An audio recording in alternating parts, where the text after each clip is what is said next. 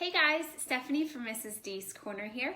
I am coming to you this afternoon to share with you all about AAC and kind of the basics with core communication, core vocabulary, all that fun stuff. So I don't deem myself like the best of the best of the best when it comes to core vocab and all that fun stuff, but I have learned quite a few things over the last couple of years working in self-contained that I want to share with you that maybe you can use in your classroom that are simple and easy and very inexpensive to get your students talking and practicing using core vocabulary in your classroom. So to get started, what is core vocabulary? What are AAC devices, right?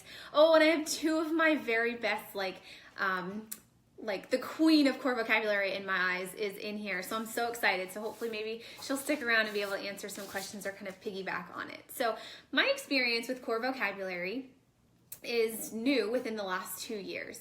So it's something that I have been trying to learn more on. I'm still learning more on.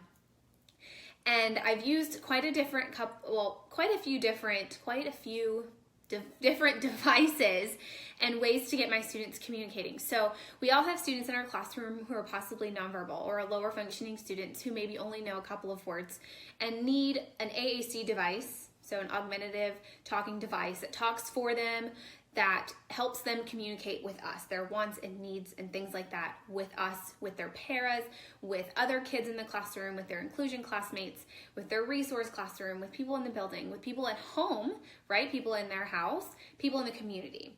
So they need to be able to talk, and it's a big passion of mine to give all of my students a voice. I think it's very, very important that they each have their own individual voice, and I love being able to help them find their voice through different AAC devices. So the one that I have the most experience with is the GoTalk 32. So I'm just showing you a picture of it. I just printed this offline. This is a GoTalk 32. I think they come in different sizes, but basically what it is there are different icons on here. Now this one you can switch out. There's 5 different mats and you just switch it. When the student pushes a button, you program it beforehand. So the first mat, this might be the first mat, when they push that green button, it's going to say hello. So it's going to speak for the student. Now you can't just give a student this board, right? Or any core board and expect them to know how to use it. We have to teach them how to use it. So this is something that I have experience using. There are also things called core boards. Now core boards are huge. Like they can be so small, like a couple of words, like this one that I printed off. Again, I just Google searched core board. You can find a lot of really good free ones on boardmakeronline.com. You can create a free account and you can create your own using that account if you're a teacher. And they do, you can get more access, I think, for like $10 a month. I'm not affiliated with them. I'm just telling you from experience because I've used their online portal to make your own boards and things like that. So this is a smaller core board who maybe this might be a starting point for some of your students. And then there are bigger ones. Now there are even bigger ones than this. This one just has a lot of icons on it. I've worked with ones this big that maybe, I had a student one year who loved the word can on his core board. He thought it was hilarious. Now it's on this core board and it is a picture of a can. But then there were other words on his core board that maybe he wasn't exposed to yet or not ready to be using. So you can easily, with Boardmaker Online, or if you laminate this, you can use like washi tape or painter's tape to kind of blanket out until they're ready to use that. If you want to grab free core boards and make your own, boardmakeronline.com is a great website to do that. They have free, I'm pretty sure it's free. There's a free version and there's also paid versions and you get more stuff. There are also iPad apps and tablet apps. Proloquo to Go is a big one. I've had very little experience with it. I know that it is quite expensive, so districts don't always go right for that one, but it is one that most people know about. A lot of parents know about. Proloquo to Go. There are other big ones too. I just did a quick search on my iPad and there's like board communicator. I just searched AAC and all of these different apps pop up. So I've not used any of these, but if you want to look for a free one, all you have to do is just go into the App Store or the Google Home Store. I don't know. I don't have a tablet. I have an iPad. So you can just search AAC or communication, things like that, and you can find them all on your iPad. So we're going to give our students, I apologize, I had a phone call. I'm back. But we're giving our students these different outputs with different devices, right? Different outputs of communication. But they don't know how to use them when you can't just say, here's a core board, this is the word me, this is the word questions, this is the word different, more, I need help, and stop, use it. That's not how core boards work, right? We have to teach them how to use them. So I'm going to share with you ways that I was exposed to in getting students to use core boards and kind of communicate and get used to finding different things on their core boards, different words. And I'm also going to show you like an activity that I've done. There's actually 2 different activities. One is super expensive that you can make, or super inexpensive, it's not expensive, it's inexpensive that you can make, and it's a great like transition tool for your kids and a great sensory one, so you'll really like that. There's another one that's free, and then I have one that's coming up for you guys that I'm really excited about. So I want to start with, where should I start, guys? I'm kind of excited about this. So let's actually start with the resource that I'm working on is something that I use in my own classroom. And I'm just going to show you a picture of it, okay? So this is a core board mini strip, and it's something that I came up with for my classroom, for my kids, out of a need of something that they needed. So you have binders full of core boards, right? Or you have a tablet, or even like an iPad, but we all sit at the back table, right? Or you're sitting at a table with a bunch of kids, and when you have all these, say you have like 3 or 4 of these on a table, your table fills up really fast. Especially when you're doing like a cutting activity or even like a whole group lesson, or you're doing guided reading, but you need your students to be able to communicate, so you can't necessarily get rid of their communication output, right? You can't just say, okay, put your GoTalk on the floor and we'll get there later. You have to give them some sort of communication output. So I came up with this way for the kids in my classroom who are using communication devices. It was something that was really easy for me to do. Again, you can make your own on Boardmaker Online, or if you have like News to You or Unique Learning symbol sticks, that's how I made this one for my classroom. And all I did was, and this is what I'm working on, that should be finished by the end of this week. All I did was so these are the ones that I'm working on. I just printed them to show y'all. You just take words that you're using all the time, okay? So I took main words that we're using all the time. The ones that were on my board were yes and no, because we're always answering yes and no questions, asking if they want something, asking if they want this reward or that reward, yes or no. So those are great ones to have on the table. I put all the colors on the table, and I'll show you why here in a second. Numbers 0 to 10, because my students were lower level, so we were working on one-to-one correspondence, adding numbers, identifying numbers, the really low stuff. But you could also add numbers, which I have numbers up to 30 here. You could just have them identify numbers, or even one-to-one correspondence with these boards on the table as well. Then we had like open and close, write, draw, clean up, finished, tablet, sensory, reward, need help, more, like just those basic starter communication pecs that these kids needed to access their communication. They needed that in the classroom, right, to access their language during the lesson. So I put them on the table. I literally printed them out like this, cut out the ones that I wanted, used some Scotch packing tape and some scissors. So I cut them out, made some strips, and I literally put them one by one by one and taped them right on the table. So now I didn't have to have 3 or 4 huge communication devices or tablets or binders on my table during a lesson. My kids had all the language that they needed right underneath all of their stuff. So if they have a worksheet, we can slide it up or slide it to the side, and they can answer the questions and tell me what they need or tell me their response just by pointing to something on the table. And we taught them how to use it. So how did I teach them how to use these ones, and why did I put the colors on the table? I'm going to show you. I'm so excited. This is actually a free resource. So if you click the link above, there's a link for the blog post that this goes to. So there is a blog post that kind of explains what I'm going to show you, but it's also a lot easier for me to show you in a video and tell you at the same time. So there is a freebie that is linked within that blog post. It is in the resource library section of my website. So you can go and download this next activity that I'm going to show you and implement it tomorrow with your kids for free. So 0 cost to you. All you need to do is grab some crayons and print the pages out. That's it.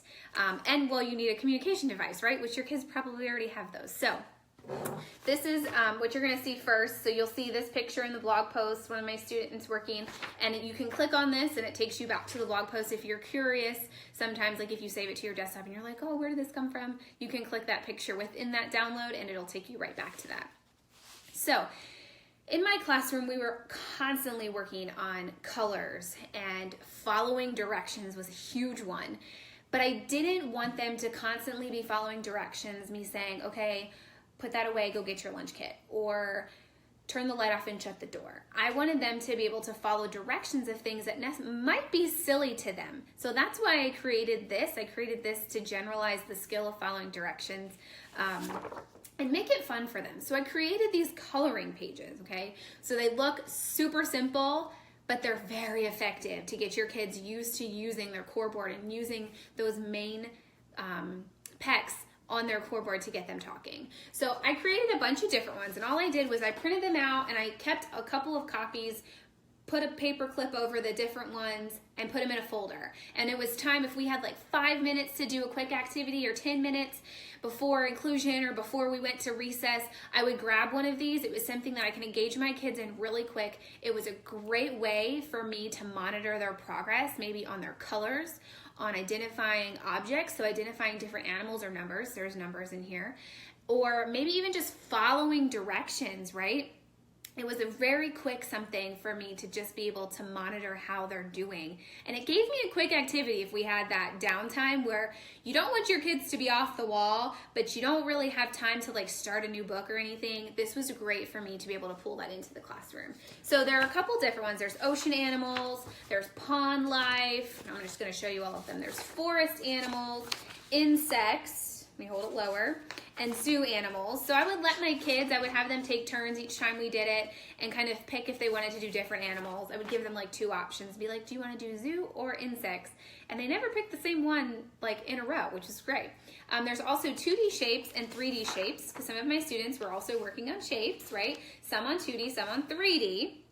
There's numbers 0 to 9, 10 to 19, numbers by 10, and then uppercase and lowercase letters. So now let me show you how this works in the classroom. Oh, it also comes with progress trackers and progress trackers in 2 different ways for you to keep track of your whole class at once, and then individual progress, which is how I did it in my classroom. So let's go. I'm gonna go with ocean animals because I really like the ocean. So we're gonna go with ocean animals. So what I would do is I would give each student one of these. I would also give them 7 crayons. So it tells you in the top how many different correct answer choices there are. There are 7. Now, depending on the students in the group, I will go over and say, this is a whale, this is a crab, this is a seahorse, this is an octopus, and go over the different animals. That way they know what we're talking about before we even go. They have that background knowledge. If it's a new topic to them, they kind of have that before. I cannot express my love enough for these twistable crayons. So Mr. Sketch actually makes them in their smelly crayons, but you can get the Crayola versions as well. If you check it back to school time, I'm pretty sure I paid like $1 for these at Walmart. So stock up on them when you see them on sale. You can get these in bigger sets at Walmart. I think they're like $4.97 and you get like 24 in a set. So for the larger ones, like the alphabet, there's 26 letters in the alphabet, right? So you could have 24 different color crayons. Or you can stick with this and have some that overlap. I love these because they're great fine motor practice at the same time. And my kids can't really break them unless they twist it all the way out, which is hard for a lot of them. And I can usually catch them pretty quick if they're twisting it to go and break it, right? They're not gonna be able to break through the plastic and break my crayons. So it kind of helps me hold on to crayons a little bit longer, and it helps their fine motor because they have to twist the crayons out to get it to work. And at the end of the lesson, I make them twist them back in, well, once we use them up enough, so that way they don't break in between uses. So I love these crayons. They are my favorite. So they're crayons. These are just Crayola. I mean, you can get them at Walmart. Again, Mr. Sketch has it. So they each have 8 crayons. Now, they're each also going to have their core boards on front of them, whether we're using a binder, I'm doing it one-on-one, or we're actually using the child's binder, or the GoTalk, or the iPad, or they have the strips on the desk. We are going to go through this step by step together. So what I'm going to say to them is I'm going to say, okay, first, find the crab. So when they're looking at their paper, they're going to have to point to the crab. Okay, this doesn't necessarily need to be something they do on their core board. Find the crab and point to the crab for me. So once they all find the crab, I say, okay, now I need you to find the purple crayon. Now, crabs are red, right? Or blue or white, whatever color. But you don't have to tell them the right color. You can make it be silly. Say, I want you to make that crab purple. But before they are allowed to color that crayon purple, one, they have to find the purple crayon in the array of 7 crayons on the desk. So they have to find purple. But before they are allowed to use that purple crayon, on their core board, they need to show me, I need purple, or I want purple. And if there's crayon that they're working on, I need purple crayon. Or if you're using markers, I need purple marker. And once they show me that, now you might, if they're just starting out, you might just want them to find the word purple. So find purple, and then they can get the purple crayon. They're going to take it and color the crab purple. Now, it doesn't have to be perfect coloring as long as they color the crab purple. If they don't color the crab purple, you keep going through the prompts until they do color it, whether that's hand over hand or you come back to it later. So as I'm doing this, if you watch one of my previous videos on progress monitoring, you'll see that I use Post-it notes all the time for everything to progress monitor like my life. So as the kids are working on this, I'm keeping track of how many kids got that purple crayon or the purple crab correctly. We're gonna keep going through this. So I'm gonna say, okay, find the dolphin. Find the dolphin. Everybody's pointing to the dolphin. I want you to color that dolphin yellow. So first we have to find the yellow crayon, okay? But before they can use that yellow crayon to color that dolphin, they need to find yellow on their core board or say, I need yellow crayon, I need yellow marker, whatever you're using. Once they can effectively show me that and appropriately show me that, then they can take the yellow crayon and they're gonna color the dolphin yellow. Again, doesn't have to be perfect. You know how your students color depending on their fine motor ability, right? So you're gonna go through the whole thing. So I'm just gonna color these in kind of haphazardly and just color whatever color, just to show you how at the end I would keep track of. We're gonna have a gray seahorse, but he looks a little white, but that's okay. So we're at the end. The student maybe answered all of them correctly. You're gonna be able to know, sometimes the kids are gonna mix it up in their heads and maybe they'll color the fish the wrong color. So you'll see maybe that purple there, or before they get there, you'll be able to know. So at the end of this lesson, if it's 101 or however it's working, you're just gonna put how many correct they got here.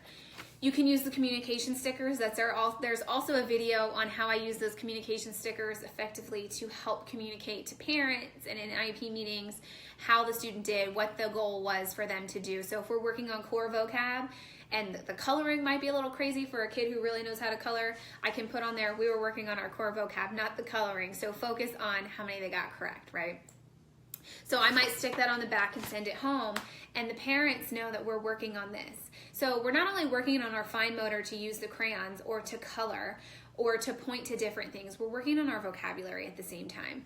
Now it works the same way, like if you're doing the alphabet, you can easily cover up some of the letters and come back later. If you're doing the shapes, you would do the same thing. Color the triangle purple, color the circle pink. And if you have more colors of crayons, then you can kind of branch out from that as well. Color the square teal if they are there at that level to be able to work with colors past the primary colors. So that is one of my favorite ways to get my students using their vocabulary with AAC devices.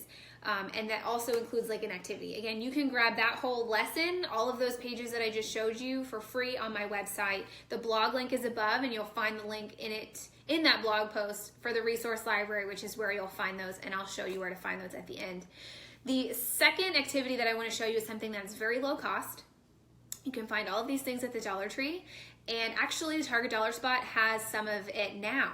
So let me show you. This again is something we're going to practice using our core vocabulary with, and it's something so simple. So you're going to take just any container. I'm pretty sure that I got these containers like for like $3 at Walmart, and my husband helped me drill some sort of hole or cut out a hole on the top lid of each one. You're going to take all of these little balls out. Now you can use I like to use these squishy balls, which They're called spiky balls at Target right now. They're in the dollar spot. They're $1. So they're a little bit bigger. So this is the one that I had in here. These are the bigger ones. So you'd have to make your hole a little bit bigger for them to fit in, but they're very sensory. This is a great activity for transitions. So again, if you have you've maybe finished that core vocab activity quick and you have 2 minutes, you can be like, okay, here, put them in, and just have them put them in. It's a great sensory activity to keep their mind and their fingers moving until the next thing comes along.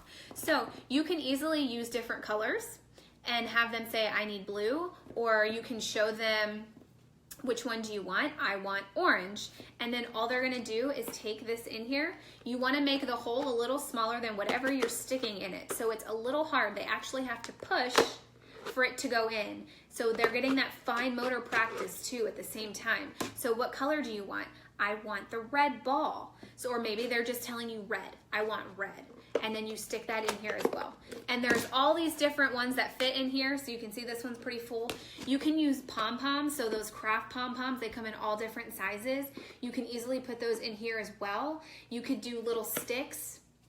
If my husband drinks coffee, and the creamer container that's really long, you can just do little holes in the top and do, what was I thinking of? The pipe cleaners that fit through, because they kind of have that fuzziness on the outside, so they're harder to push all the way through. You could do toothpicks. I'd be careful with toothpicks though so they don't get poked. I mean, literally any put-in task, you can turn it into something where students are practicing not only their fine motor tasks, but they're also practicing their communication. They're telling you colors, or maybe you're doing a magnetic board and you have a magnetic whiteboard with letters and they're spelling something. Find the A. They can then point on their core board, if you have the alphabet on there, A, and put A up then after they tell you. So think about all these small, just little tiny lessons that you're already doing in your classroom and how you can incorporate more language into them.